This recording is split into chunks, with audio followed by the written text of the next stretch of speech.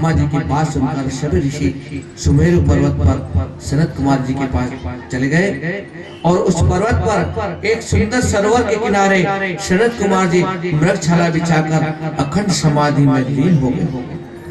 दिव्य तपस्या करने लगे। सारे ऋषि मुनियों ने उन्हें प्रणाम किया और बैठ गए। तब सनत कुमार जी ने अपने नेत्र को खोल करके ऋषियों की ओर निहारा, देखा, कारण पूछा, ऋषियों अब आप क्यों पधारे हो? मुनियों ने अपने सारे अवतार बता दिया और उसी समय भगवान शिव के गण नंदीश्वर भी अनेकों गणों को साथ में हजारों विमान में बैठ करके वहां पर पहुंच गए। सनत कुमार जी तथा अन्य सभी ऋषियों को उन्होंने प्रणाम किया और नंदीश्वर ने अपनी कृपा दृष्टि से सभी मुनियों को देख करके सभी ऋषियों मुनियों को मुक्ति दिलाई और भगवान शिव का दिव्य ज्ञान उसका उपदेश किया। हे मुनियों, यह परम वेद सनत कुमार जी ने व्यास जी को सुनाया था। इसके बाद वेद व्यास जी ने यह परम ज्ञान मुझे प्रदान किया और यह ज्ञान मैंने आप तक पहुंचाया है। इसी प्रकार से हमने भी अपने गुरु के सानिध्य में लेकर के गुरु की कृपा से जो भी हमको ज्ञान था, जो हमको अनुभव था, वो सारा हमने वाणी के द्वारा, भजनों के द्वारा, यहाँ इस महिला मिलन के द्वारा आयोजित शिव महापुराण में आपको सुनाया है। यह शिव पुराण बड़ा उत्तम है। इसमें धर्म, अर्थ, काम, मोक्ष चारों की प्राप्ति हो जाती है और पुराण सुनाने से आप लोगों के साथ साथ समझो आपका कल्याण नहीं हुआ, हमारा भी कल्याण हुआ। भगवान से सब लोगों का कल्याण करे, ऐसी भावना कहकर के सोचिए वहां से चले गए। ऋषियों ने प्रयाग पहुंचकर महान योग पूर्ण किया और उन्होंने वहां देखा कि पृथ्वी पर पाप बढ़ते जा रहे हैं, कलयुग आ रहा है, तो सब के सब काशी चले गए भगवान शंकर की शरण में और वहां पाशुपाश से मुक्त की कामना करने लगे। पाशुपत व्रत का पारण किया और इससे उन्हें कई प्रकार की सिद्धियां प्राप्त हुई और ज्ञान प्राप्त होने के बाद में सारे ऋषि शिव जी के ध्यान में लग गए। कहते शिव पुराण की कथा एक बार सुनने से पापों का नाश हो जाता है और वह शिव जी का भक्त होकर के मोक्ष को प्राप्त हो जाता है। कलयुग में नित्य प्रतिदिन शिव जी की कथा सुनने से, पढ़ने से, योग से और मोक्ष की प्राप्ति होती है। इति श्री शिव महापुराण कथा संपूर्णम। बोल शंकर भगवान की जय। पूर्णमदं पूर्णात् पूर्णमिदं पूर्णमुदच्यते पूर्णमादाय पूर्णमेवावशिष्यते। प्रथम दिन से आज 7वें दिन तक, मैंने प्रथम दिन भी आपसे कहा था कि शिव महापुराण की कथा 11 दिन तक होती है और हमेशा श्रावण के महीने में इसलिए की जाती है कि भगवान शिव की हम रोज आराधना करते हैं, रोज पूजन करते हैं, अभिषेक करते हैं, वहां सुंदर झांकियों का वर्णन होता है। तो 15 दिन का पखवाड़ा में से 4 सोमवार के हम छुट्टी रखते, कहते हैं कम से कम भगवान का श्रृंगार करेंगे तो हमारे त्योहार दोष के आदि के तो उस दिन कथा नहीं होते। 11 दिन बराबर कथा उसमें होती है, 1 घंटा 2 घंटा कथाएं होती है। लेकिन हमने उन सारी कथाओं को ऐसा प्रयास किया कि 7 दिन में आपको सुनाया है, क्योंकि भक्तों की आदत पड़ गई कि कथा हमेशा 7 दिन की होती है। तो 7 दिन तो श्रीमद् भागवत की कथा होती है, 9 दिन तक देवी भागवत की कथा होती है और 11 दिन तक शिव पुराण की कथा होती है। जितना भी हमने प्रयास किया भगवान शिव की कृपा से हमने आपको सुनाया और 7 दिन तक इस कथा में कुछ कहानी, कुछ तथ्य, कुछ प्रसंग ऐसा आया हो कि पंडित जी ने दिए मुझे देखकर ये कहा है, मेरी जात देकर के, मेरा नाम लेकर के और मुझे देखकर के ऐसे ऐसे प्रसंग सुनाए हैं। तो मैंने ऐसा किसी को देखकर किसी का नाम, व्यक्ति को प्रसंग नहीं सुनाया। मेरी तो शास्त्र में लिखा उसी का वचन आपको सुनाया। जो आपको अच्छी लगी हो, जो प्रसंग अच्छे लगे हो, जो आपके जीवन को सुधार सके, तो आप उसका प्रयास करें। हम ये नहीं कहते हम बार बार कथा करेंगे, हमको कि हमारे तो पूरी दुनिया पड़ी है, हम ये संकल्प नहीं करते बार बार कथा यहाँ करेंगे। हम तो दुनिया पड़ी है, जहाँ बोले ना हमको भेज देगा ये तो आपके भाव है। आप आपके भाव आपके पास व्यक्त मत करो, जिसके मन में जो भाव हो, क्योंकि कथाएं बहुत है, कथाकार भी बहुत है, सब अपने अपने शैली में कथाएं करते हैं, ठीक है ना। समय पर जो हो जाए, जो प्रभु कृपा करके उसको स्वीकारो। ठीक है। तो कथा में जो अच्छी बातें लिखी उससे अपने जीवन को सुधारना, और जो बात आपको बुरी लगी हो कि हमको ये बात पंडित जी अच्छी नहीं लगी है, ये बहुत बुरी लगी है और हमारे मन में बुराइयां, कल भी हमने कहा था इस पोथी को राग करके चढ़ा देना। तो ये छोटा सा प्रयास जो हुआ है ये महिला मंडल के माध्यम से हुआ है, इसलिए मैं चाहता हूँ कि इस कथा को सबसे ज्यादा जो आप भक्तों के कानों तक पहुंची है, इसका प्रयास करने वाले हमारे जो महिला मंडल है उनके लिए तालियां बजाएं। और ये हमारी महिला मंडल की माता घर घर पहुंच करके निमंत्रण देकर गई यथा शक्ति जिन्होंने भी उनको सहयोग दिया, 1 रुपया दिया चाहे 1 लाख रुपया दिया है, उन सब परिवारों के लिए ताली बजाकर को सम्मान। और हमने बैनर पोस्टर लगाए, उनको पढ़ करके हमारे पत्र सुनकर पत्र पढ़ करके जो है कथा श्रवण करने पधारे दूर दराज से जिनके हम नाम नहीं जानते, उन सभी के सम्मान के लिए ताली बजाएं। कुछ लोगों ने मोबाइल पे कथाओं को, फेसबुक पे कथाओं को सुना, व्हाट्सएप पे सुना, एक दूसरे को फॉरवर्ड किया, उन सभी के लिए तालियां। और चलते चलते कथा के अंदर जो प्रसाद की महिमा का विस्तार हुआ है, वो प्रसाद आने लगे, उन जिन्होंने नाम दिए उनके लिए भी तालियां, जिन्होंने नाम नहीं दिए गुमनाम सबके लिए तालियां। और कथा में कल जो महाप्रसादी होगी उसमें जो भी सहयोग कर रहा तन मन धन से, उन सभी के लिए तालियां बजाकर सम्मान।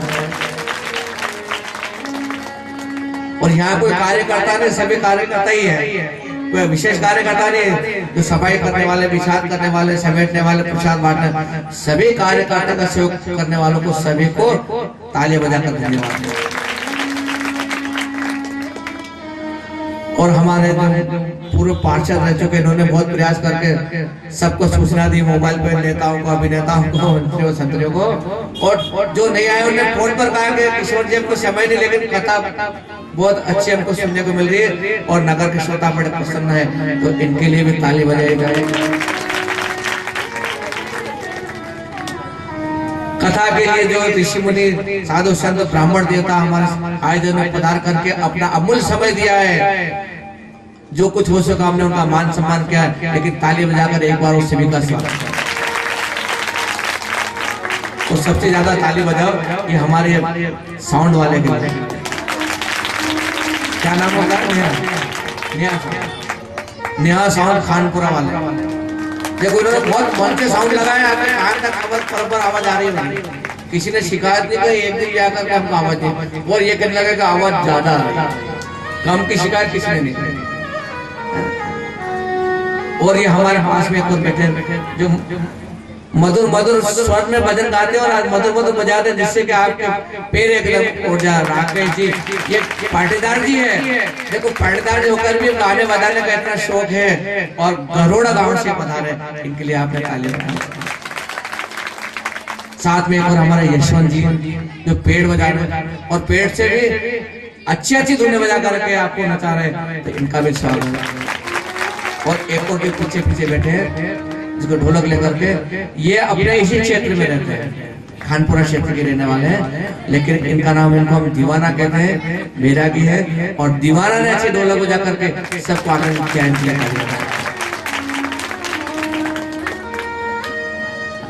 और कोई बाकी नहीं है? हाँ, हमारे पंडित साहब उपाध्याय जी के लिए हम तालियां बजा के, उन्होंने प्रतिदिन आपको एक भजन करवाया और आज हवन। देखो कहाँ ये जमकुमरा में रहने वाले, ऐसी बात नहीं है, तो पंडितों कमी नहीं है, लेकिन भोलेनाथ ने इनको चुना कि हमको कोई बुला कर लाओ और इन्हीं से पूजन कराओ। और अभी पूजन इनको अभी एक दिन और करना है, काम बाकी मानो आपको। समापन भंडारा के बाद में भी भगवान पशुपतिनाथ की अभिषेक करें ब्राह्मण। एक समय मांग लें, मंदिर से समय होगा तो महिला मंडल जो भी सदस्यों के कम संख्या में बैठ करके वो अभिषेक, क्योंकि जब शुरुआत जो की है ना पशुपतिनाथ से, तो उनके आदेश लेकर के उनको बुलाया, तो उनके वहाँ अभिषेक भी एक दिन ये ब्राह्मण आगे मिलकर करेंगे। और प्रसादी का जो यहाँ पर मेरे पास पर्चा आया है, 31 तारीख के प्रसादी में रामलाल जी मालिक और एक गुप्त प्रसादी और एक रवि अग्रवाल, इनकी तरफ से आज प्रसादी है। उस प्रसादी का भी आप सब आनंद लेंगे आरती के बाद। 1 तारीख के दिन जो भंडारा रखा गया, देखो पहले दिन चिंता करते क्या होगा, कैसे होगा, प्रसादी कैसे होगी। भोलेनाथ का दरबार में कोई कमी नहीं है, भोलेनाथ तो भंडारी है, इसलिए भंडारा होता ही है। मोहनलाल जी सेन की तरफ से भंडारा प्रसादी दिन 11 बजे से होगी। ये जो भी भक्त कथा में पधारे हो, एक क्षेत्र के पशुपतिनाथ परिसर क्षेत्र के सुदर्शन कॉलोनी के और जो कथा सुनना है वो सभी प्रसाद पाने के लिए अवश्य पधारे। प्रातः 11 बजे भगवान के भोग लगेगा सब मंदिरों में, और भोग जो पुजारी जैसे पशुपतिनाथ के पुजारी, तापेश्वर के पुजारी और यहाँ पे अपने द्वारकाधीश के पुजारी, अपने विश्वकर्मा भगवान के पुजारी, राधा कृष्ण के पुजारी और बगला माता के पुजारी, बालाजी के पुजारी, ये सभी पुजारी अपने अपने भगवान का यहाँ से प्रसाद नैवेद्य लेकर के भगवान को अर्पण करेंगे और वो तुलसी यहाँ पर छोड़ेंगे। उसके बाद में वो भंडार प्रसादी, जिसमें सर्वप्रथम कन्या भोजन, कन्या पूजन, कन्या भोजन और फिर ब्राह्मण और संत गण की पहली पंक्ति हो जाएगी। उसके बाद में सभी को महाप्रसादी मिलेगी। आप ये सोच रहे होंगे कि पहले पहले कन्याओं को ना, बच्चों को ना, ब्राह्मणों को क्यों बिठाते हैं? अरे ब्राह्मण संत जो होते हैं उनकी साधना होती है। ब्राह्मण किसी का भोजन करने जाता नहीं है, संत किसी का जाता नहीं है, वो कितनी कितनी साधना करते हैं और साधना करने के बाद आपके यहाँ का अन्न जल ग्रहण करते हैं तो उनका जो झूठन पड़ता है और उनकी जो आत्मा तृप्त होती है, तो उनका जो आशीर्वाद है वो आशीर्वाद उस प्रसाद में कृपा प्रसाद के रूप में प्राप्त होता है, तब वो प्रसाद होता है। तो आइए कल की बात को हम ध्यान दें। अब मैं एक कीर्तन के द्वारा और कुछ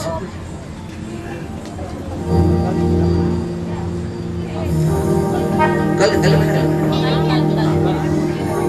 देखो प्रसादी तो आपको रोज मिल रही है, वो तो पत्तल में रहेगी कि पार्टी में जाएगी? पत्तल में।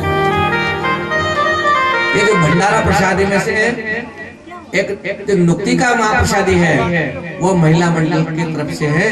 तो आप जो भी प्रसादी कल समय में पाएंगे, झूठा नहीं छोड़ेंगे और प्रेम से प्रसाद पाएंगे, कोई जल्दी नहीं करेंगे, ठीक है?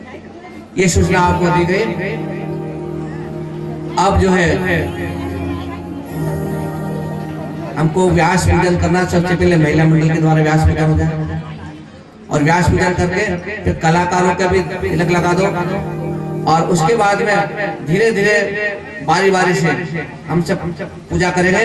लेकिन एक भजन के बाद में हम पहले आरती कर ले, के बाद में आरती करेंगे, बाद में भजन पूरा हो जाए और भेंट प्रारंभ हो जाएगी।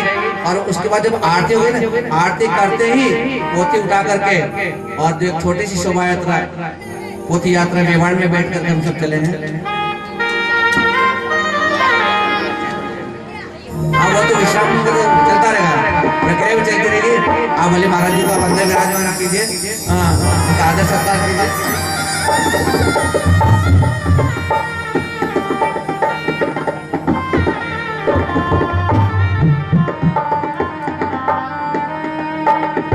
और एक सूचना कल भी आपको दी थी कि शाम को 6:30 बजे इसी पंडाल पे सत्यनारायण की कथा का आयोजन में रखा गया पंडित श्री भगवती प्रसाद जी की तरफ से। तो आप सब लोग सत्यनारायण की कथा श्रवण करने में पधारे। शाम को एक सुंदर आयोजन यहाँ भी होने वाला है, तो आप उसका आनंद भी आप लेगा।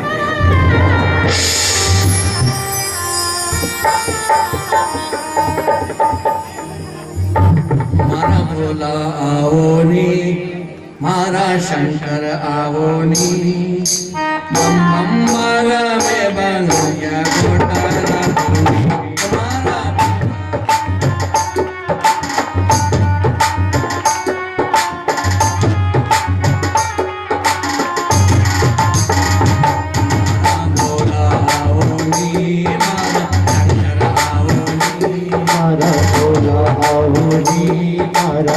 गोटारा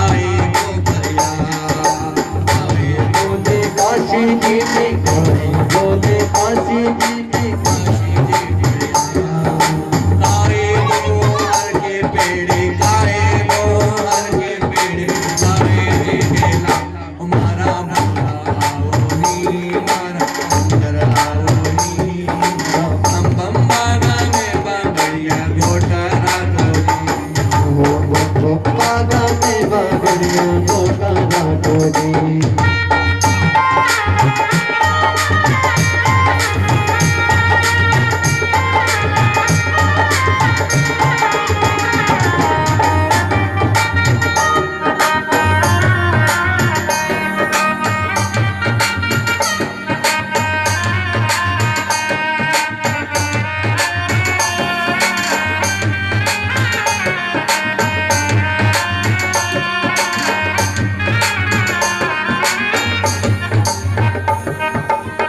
केशर गोल काशी जी में केशर गो चंदन ने भरिया काशी जी में केशर गोल काशी जी में केशर गोल चंदन ने भरिया हर के पेड़े बिरिया गो हर के पेड़े बिरिया गो दादूरो के ला ओ मारा भोला आओ जी मारा चंदन आओ जी मारा बोला आओ जी मारा शंकर आओ जी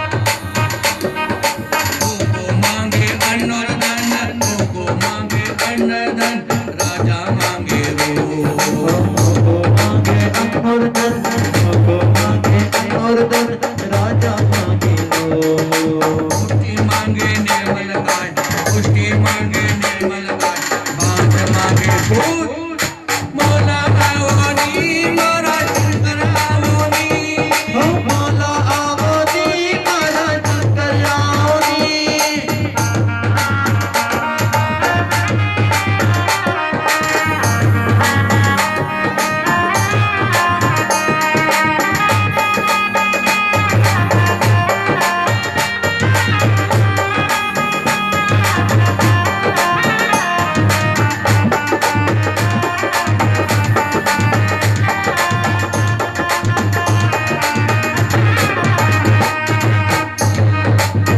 पूर्ण पूर्ण आए पूर्ण पूर्ण आए देखो सागर पूर्ण पूर्ण काये की कोसा आए देखे पूर्ण पूर्ण आए देखे पूर्ण पूर्ण आए देखो सागर की पूर्ण पूर्ण काये की पूर्ण पूर्ण काये की आए की तरकारी छोटू आए की तरकारी छोटू भोलेनाथ हमारा भोला ओनी मारा शंकर ओनी हमारा भोला ओनी मारा शंकर ओनी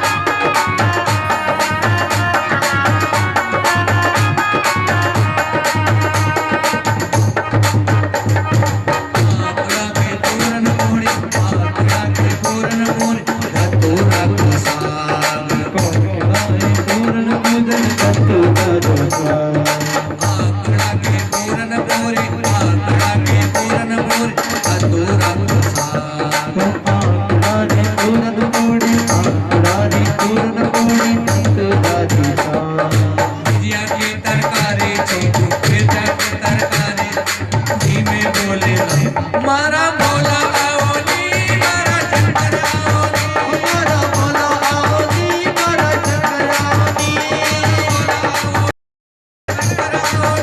हमारा भोला ओनी मारा शंकर ओनी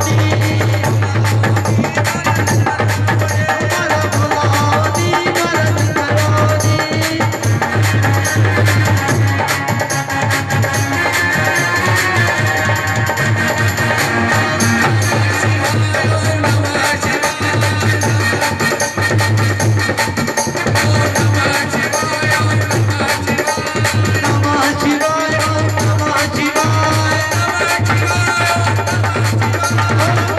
शिवाय ओम नमः शिवाय ओम नमः शिवाय ओम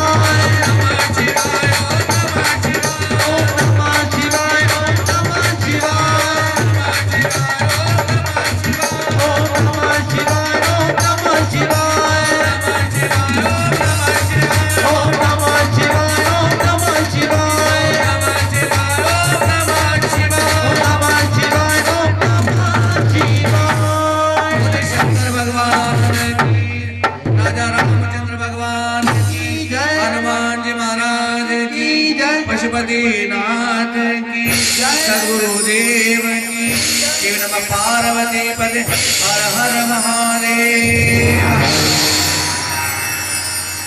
चाय सबके सामने पहुंच चुकी है, भोलेनाथ का प्रसाद आ चुका है और जिनको पूजन करना है वे बारी बारी से पूजन करके शीघ्रता करें क्योंकि अब समय नहीं है, कथा का विराम हो चुका है।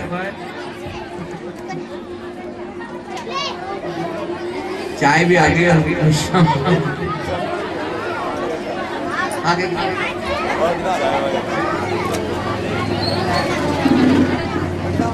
हाँ हमारे सोनी जी बड़ी अच्छी खबर दे रहे हैं कि इस कार्यक्रम को उन्होंने जो रिकॉर्डिंग किया उनके YouTube चैनल पे डाला उन्होंने, अशोक सोनी नाम से YouTube चैनल को आप सर्च करके इस कथा के बहुत से अंशों को आप देख सकते हैं। और हमने यहाँ पर वीडियो रिकॉर्डिंग करवाई है, उसकी जो वीडियो बनकर के आ जाएगी तो वह सुंदर वीडियो भी हम उसको फेसबुक के साथ में यूट्यूब पर लगाएंगे। तो यूट्यूब पर पे हमारा जो नाम आप सर्च करोगे तो केवी शास्त्री नाम से या कृष्णा शास्त्री नाम से, भागवत विचार संस्था नाम से जो भी आप सर्च करोगे वो हमारे यूट्यूब के सारे वीडियो आ जाएंगे और उसको भी आप कथा पर देख सकते हैं, सुन सकते हैं।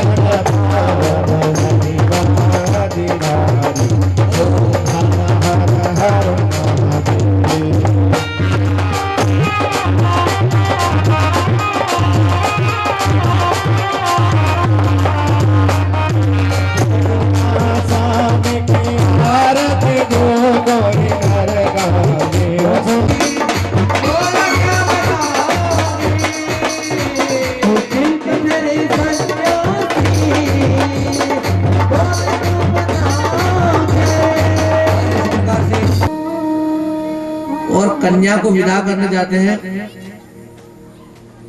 सबकी आंखों में आंसू रो रो करके सब अपने जीवन में जो बीती है उन सारी बातों को याद करते हैं, चाहे मित्र हो, चाहे परिवार के, चाहे बहना हो।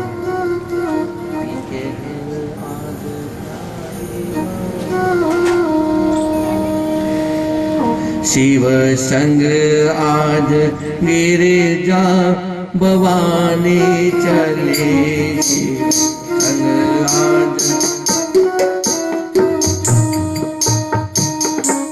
शिव संग आज गिरिजा भवानी चले, शिव शंकर आज गिरिजा भवानी चले।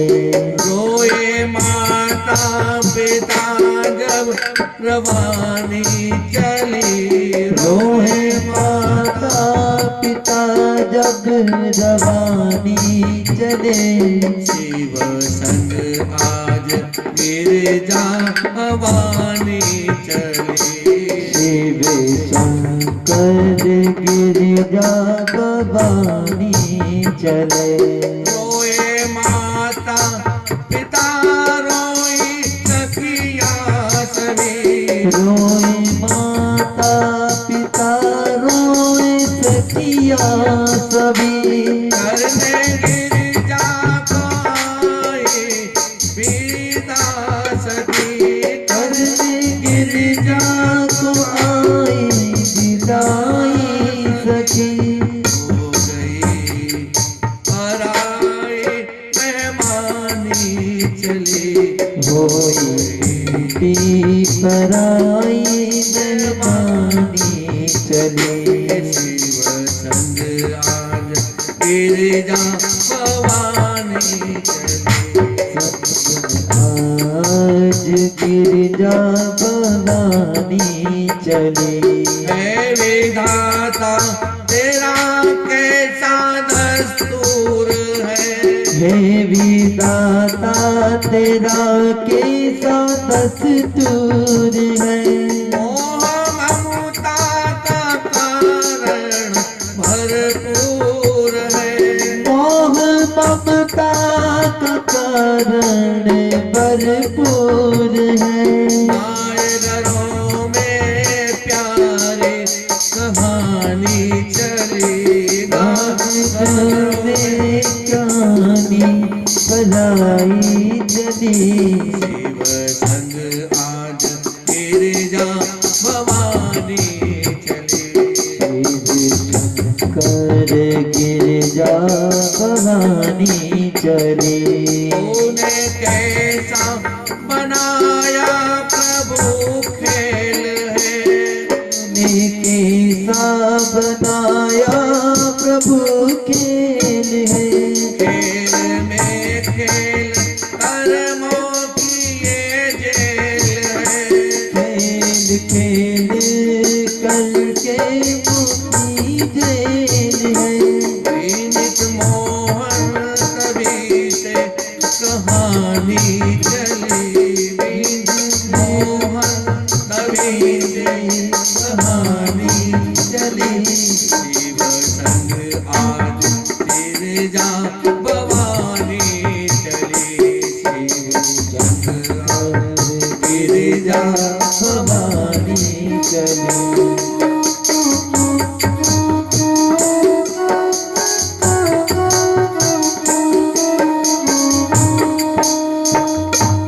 और इस प्रकार पार्वती को विदा करके सब अपने अपने स्थानों पर पहुंचे। हिमाचल में भगवान शिव को प्रणाम के विष्णु आदि देवताओं को गले लगा करके वापस जब घर लौटे हैं, शंकर भगवान शिव के साथ कैलाश पर्वत पर आ गए। वहां पर लोक रीति के अनुसार बारातियों को स्वादिष्ट भोजन कराया। देखो हम ये जो परंपरा है ना कि शादी करके आओ उसके बाद में भोजन कराओ, तो यहाँ भी भगवान शंकर ने वही करा। अब स्वादिष्ट भोजन करवाया है और सभी देवताओं को खूब प्रेम से भोजन कराया, लेकिन भोलेनाथ का जो भोजन वो भोजन भी बड़ा निराला है, विचित्र भोजन है। देखो अपने यहाँ तो कई प्रकार के पकवान बनते हैं और भोलेनाथ का तो श्रृंगार ही अलग है वहां का। तो इतने में जो वहां बाराती थे जो भोजन करने वाले थे उनको बड़ा बालक को दस खंबे के तार से छुड़वा इसको, करंट का तार है जिसका भी ले लो इसको। सावधानी ज्यादा रखें। अब जो भोजन कर रहे हैं वो भोजन करने वाले जो है कुछ न कोई अच्छी बुरी बात तो बोलते, कोई कहता नमक ज्यादा, कोई कहता मिर्ची ज्यादा, कोई कहता खटाई ज्यादा। तो वे सारे जो भोजन करने वाले हैं वे कैसा उसका वर्णन कर रहे, थोड़ा उनकी भाषा में माना लेना।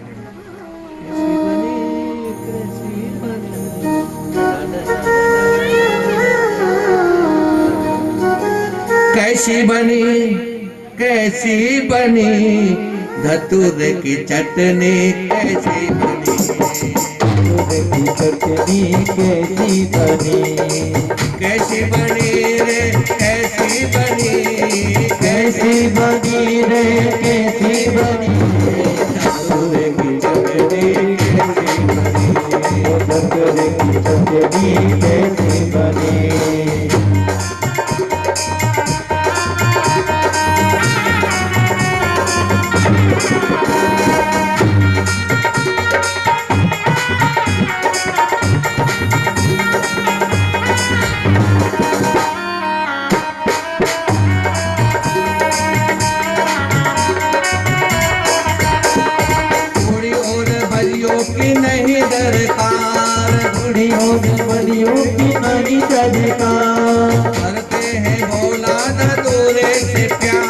करते हैं भोला कटोरे से प्यार।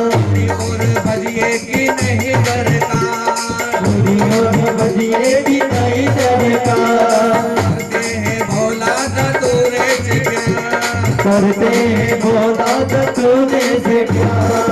आंकड़े की चूड़ी भोला कैसे बनी, आंकड़े की चूड़ी भोला कैसे बनी, कटोरे की चटनी कैसे बनी, कटोरे की चटनी कैसे बनी।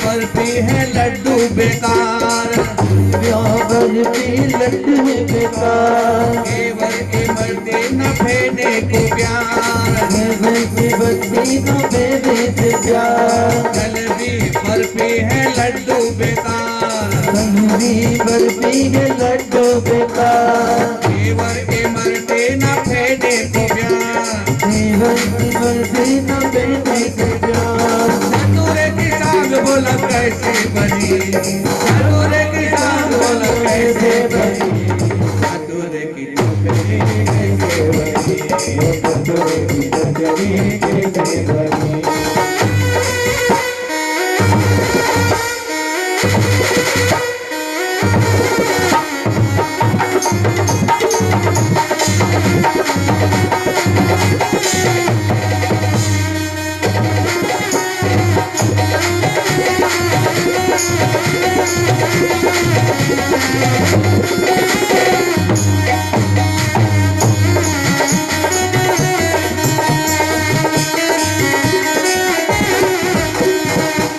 की भाजी में लंका गाज बगार, की भाजी में लगता है बगार। भांग की भाजी है और गांजे का बगार लगाया, भांग की भाजी में गांजे की बगार, की भाजी में गंजे की बगार। आंकड़े के भजिया है चंदन बहार, भजिया है चंदन बहार। अरे आंकड़े के भजिया है चंदन बहार, आंकड़े का भजिया है चंदन प्रकार।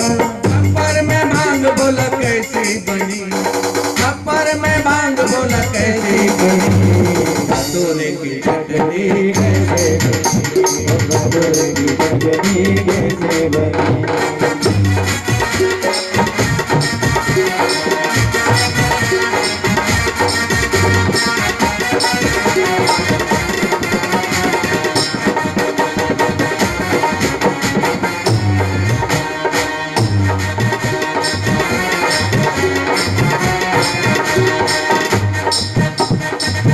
हल्का प्याला जो पी गए हुजूर, हल्का हल्का प्याला तो पी गए हजूर। हला हल्का प्याला तुम पी गए हजूर, हल्का हल्का प्याला तो पी गए हजूर। भांग तरंगी रे दुनिया दूर, बाकी तरंगी के दुनिया हजूर।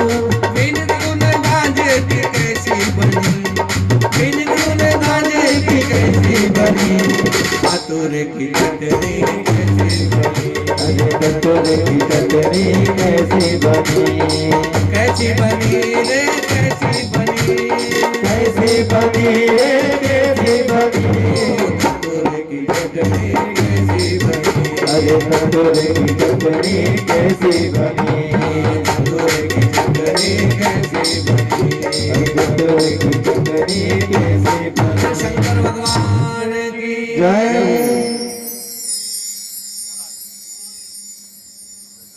जैसे भोलेनाथ का जो प्रिय वस्तु है, देखना ध्यान रखना, वो गौ माता भी आ रही है, धीरे से रास्ता दे दो इनको, उड़ जाए थोड़ा सा 2 मिनट।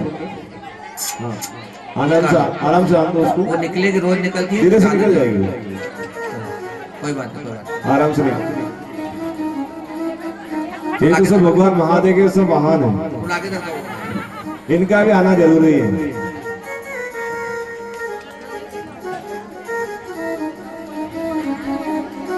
इसलिए कहते हैं कि जब भोजन करो ध्यान रखो कोई आ रहा जा रहा है, सब भोजन में मस्त रहे। उधर शिव जी के गण बैठे बैठे तो भोजन पा रहे थे, आनंद ले रहे थे। देखो आज तो भैया मैया आई है, कल कोई और दूसरा नहीं आ जाए, ध्यान रखना। अब समय के अनुसार नारद जी ब्रह्मा जी से कहते भगवान, जो देवताओं को कष्ट था कि कष्ट जो दूर कौन करे, और कब भगवान शंकर पार्वती का विवाह और उनकी संतान हो तो उनकी संतान के द्वारा ही वो असुर तारकासुर मारा जाए, तो अब आगे क्या हुआ भगवान? तब क्या हुआ कि भगवान श्री पार्वती ने शादी करने के बाद देवताओं को अपने अपने स्थान पर भेज दिया, और देवताओं का जो संकल्प था उसको पूर्ण करने के लिए कैलाश पर्वत पर पार्वती के साथ में निर्जन वन में विहार करने लगे। और कहते हैं कि हजारों वर्षों तक वे संसार में रमण करते रहे। काफी समय बीत गया, लेकिन अभी तक जो देवताओं का संकल्प वो पूरा नहीं हुआ। देवता घबरा गए कि भगवान ने शादी तो कर ली, लेकिन अभी तक पता नहीं वो कहाँ चले गए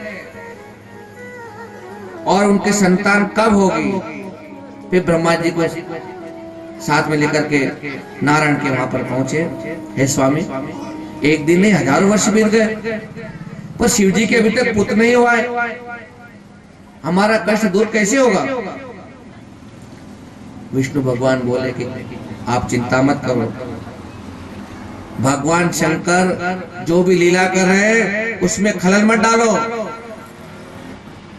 शक्ति और शक्तिमान के रति से, शक्ति तो साक्षात पार्वती, तो शक्तिमान भगवान शिव, इनके रति विहार से तीनों लोग कंपन करने लगे और सभी देवता विष्णु को साथ भगवान शंकर की शरण में पहुंच करके उनकी स्तुति करने लगे। हर हर महादेव, हर हर महादेव। ब्रह्मा जी और सभी देवताओं को देख करके भगवान शंकर बोले, आज कैसे आना हुआ देवताओं? भगवान, अभी तक आपके संतान नहीं हुई, हम क्या करें? तारकासुर का वध कब होगा?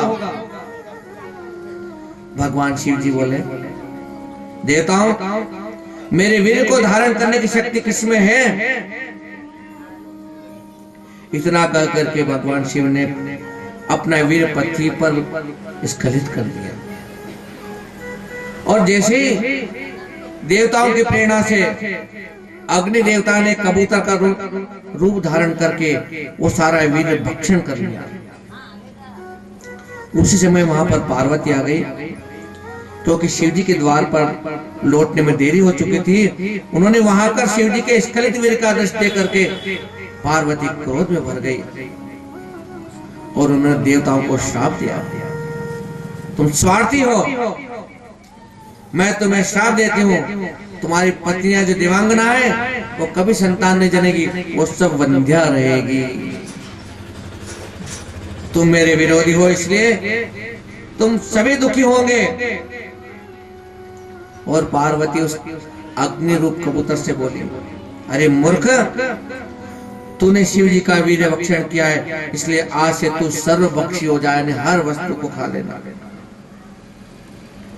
तू शिव का तत्व नहीं जान पाया और हमेशा देवताओं के कार्य में लगा रहा। इस प्रकार शाप देकर के पार्वती जी अंदर चली गई। इसके पश्चात समय के अनुसार माँ पार्वती ने गणेश जी को जन्म दिया। बोल गणपति महाराज की जय हो। और इधर सभी देवता के पेट में गर्भ रह गया, ऐसी शिव की माया फैली और सभी गर्भ की पीड़ा से दुखी होकर के शिव जी के पास गए। शिव जी की स्तुति करके उन्हें अपने आप को परिचित कराया। भगवान, ये कौन सा नया दुख आ गया, हमारे अंदर गर्भ कैसे ठहर गया? तब भगवान शंकर ने एक उपाय सुझाया कि अगर देवता तुम्हारे गर्भ ठहर गया है तो तुम इसको उल्टी करके निकाल दो। सबने उल्टी की है। शिव जी ने अग्नि को भी बताया कि तुमने मेरे वीर का भक्षण किया, अच्छा नहीं। अब अग्नि ने तो वीर स्वयं खाया था, इसलिए अग्नि को आदेश दिया कि यह जो वीर तुमने खाया है किसी स्त्री की योनि में इसको प्रवेश कर दो। और नारद जी ने अग्नि को सलाह दी कि देख भैया अग्नि देवता, अभी माघ महीना चल रहा है, माघ महीना बहुत बड़ा कहलाता है, आप जानते हो। तो माह महीने में जो स्त्री प्रयाग में स्नान करने के लिए आए हैं उसकी योनि में तुम वो गर्भ स्थापित कर देना, वही वीर स्थापित कर देना। और नारद जी के कथनानुसार अग्नि देवता जो है माघ महीने में प्रातःकाल वहां पर आकर किनारे एक अग्नि प्रज्वलित हो गई। अग्नि प्रज्वलित हुई, उसी समय सप्तऋषियों की पत्नी वहां पर स्नान करने के लिए आई। और ऐसे अभी ठंड का मौसम है, ऐसे ठंड के समय अगर कोई स्नान करके आए तो उसको अग्नि के ताप की जरूरत पड़ती है। तो वो सारी ऋषियों की पत्नियां जो थी स्नान करके बाहर आई और जलती हुई अग्नि को देख करके वहां पे जा करके अपने शरीर को तापने लगे। और उसी समय अग्नि देवता ने जो वीर को भक्षण किया था वो उन राम कुपों से होकर वीर को उन ऋषि पत्नियों के अंदर स्थापित कर दिया। इससे सब स्त्रियों को गर्भ रह गया। अब ऋषियों को पता चला कि हमारी पत्नियां गर्भवती हो गई है, तो उनको क्रोध आ गया, भाई हम साधना करने के लिए आए, तुमको संतान तुम्हारे कैसे गर्भ में आई है।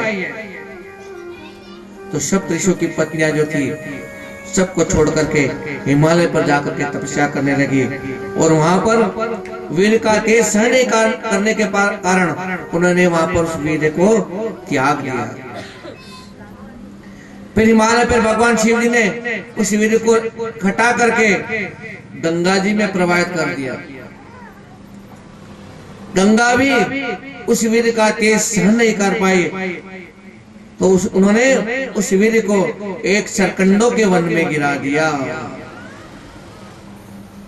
और जैसे सरकंडों के वन में उसको वीर को गिराया, वहीं पर क्या देखते हैं, उस वीर से एक परम तेजस्वी बालक उत्पन्न हो गया।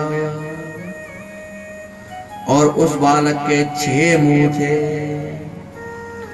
बालक के उत्पन्न होते ही शिव और पार्वती को आनंद हो गया। और जैसे चारों तरफ समाचार फैला कि भगवान शिव की संतान संसार में आ गई है, सब के सब देवता वहां पर फूल माला लेकर के पहुंचे। और कहते देवताओं ने बहुत ही आनंद मनाया। ये भगवान कार्तिकेय का जन्म हुआ है। आइए हम भी कार्तिकेय जन्म को उत्सव मनावे।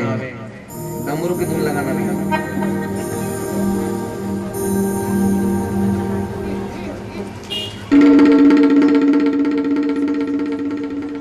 डमरू वाले डमरू बजा,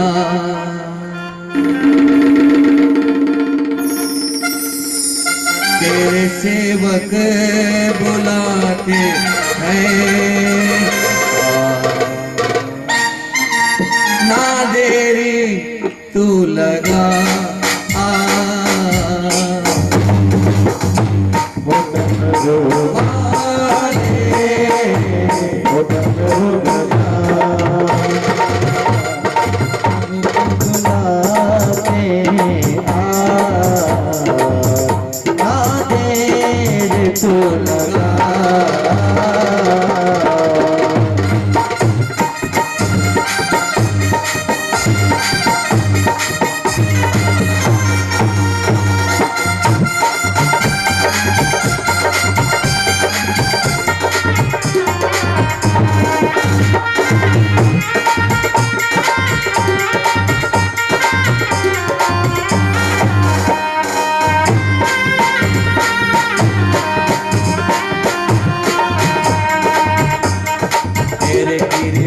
को तेरे दर्शन को अखियाँ तरसने लगी। वो तेरे कीर्तन में तेरे दर्शन को अखियाँ तरसने लगी। हमें न सताओ, हमें न सताओ, हमें न लगाओ,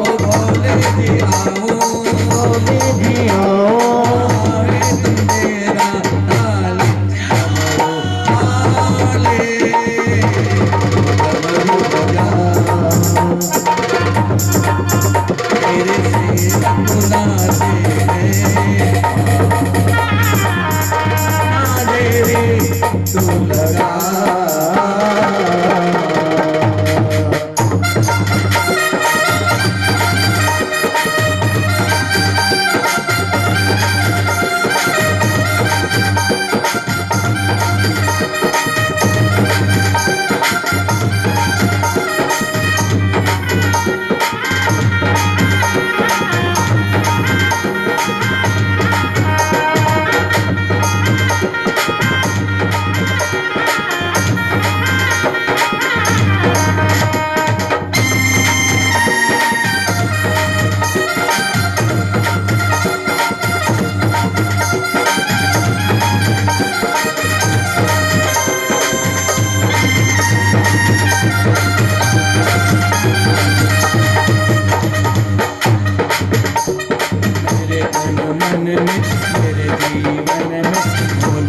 तुमको संभाले, तेरे सिवा दुनिया में मुझको दूजा नहीं कुछ भी भाई भाई भाई। वो मेरे मन में मेरे जीवन में बोले जी तुमको संभाले, तेरे सिवा दुनिया में मुझको दूजा नहीं कुछ भी भाई।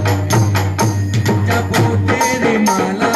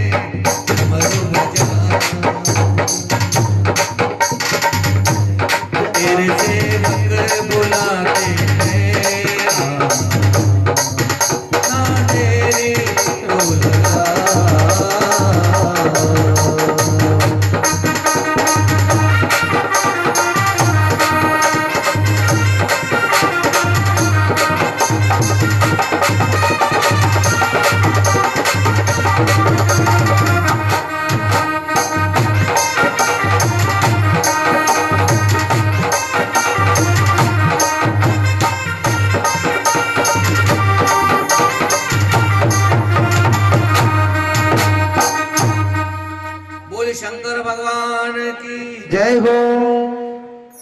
तो कार्तिका का जन्म उत्सव बड़े धूमधाम से मनाया। कहते हैं उसके बाद में विश्वामित्र जी वहां पर आए और उस बालक ने उनको अपना पुरोहित बनाया और उनने उस बालक का नामकरण संस्कार करने को कहा, लेकिन उस बालक का जन्म का जो रहस्य है वो किसी को प्रकट नहीं हो। जो आप लोगों ने अभी कथा सुनी ना, ये रहस्य की बात है, ये किसी को पता नहीं चले। यहाँ पर विश्वामित्र ने ही प्रयास किया। नामकरण संस्कार में उस बालक का नाम कार्तिकेय रखा। इसके बाद वहां श्वेत नामक अन्य ऋषि आए। उन्होंने कुमार का स्नेह से आलिंगन व चुंबन किया और शक्ति और शस्त्र प्रदान किए। उन्हें लेकर के क्रोध पर्वत पर चढ़कर शिखर पर पहुंच गए और स्वर्ग में जाकर के उनको 6 कृतिकाएं मिली, जिन्होंने कुमार को प्रेम पूर्वक अपना दूध पिलाया। ये 6 कृतिकाएं, 6 मुख, अभी थोड़ी देर पहले कथा में प्रसंग आया था कि वो ऋषियों की पत्नियां जो कि स्नान करने के बाद अग्नि को ताप रही थी और अग्नि देवता ने उनको शिव जी का वीर्य देकर गर्भवती किया था, तो वही माँ थी, उनके ऋषि जन्म आई थी वो, और वे कृतिकाएं थी। तो 6 माता थी उनकी, इसलिए 6 मुख भगवान के हुए थे। और 6 ऋषि पत्नी जो कृतिका बनकर आए, उन्होंने 6 ने उस बालक को दूध पिलाया और अपने 6 मुखों से स्तनपान करके करवा के प्रेम पूर्वक उस बालक का लालन पालन पोषण किया, अच्छे अच्छे वस्त्र आभूषण पहनाए। अब जब बहुत समय बीत गए ना, तो पार्वती ने शिव जी से उस वीर्य से उत्पन्न बालक के विषय में पूछा। पार्वती जी को पता चला। अब अभी तक पार्वती को पता नहीं चला कि मेरे, क्योंकि उसके सामने तो वीर्य गिरा दिया गया था पृथ्वी पर। तो पार्वती ने पूछा तो उनको पता चला कि उस वीर से सुंदर बालक का जन्म हुआ था और स्वर्ग में कृतिकाएं उसका पालन पोषण कर रही है, उसको दूध पिला रही है। और कुमार असंख्य वीरों के गणों के साथ में नंदीश्वर के साथ कृतिकाओं से आज्ञा लेकर के शिवजी पार्वती माता पिता के पास पहुंचा। और उस समय उनको पता लगा कि वो हमारा बालक कार्तिकेय आ रहा है, तो भगवान शंकर ने उसके लिए एक दिव्य रथ भेजा कि साक्षात विश्वकर्मा भगवान ने उसे बनाया था। कुमार कृतिकाओं को समझाकर अध्यात्म और ज्ञान देकर के रथ में बैठकर सीधी से मिलने के लिए चल पड़े। वहां पहुंचकर पिता शिव जी तथा पार्वती माता को नमन किया। बोल शंकर भगवान की, और देवताओं की वंदना की कार्तिकेय ने।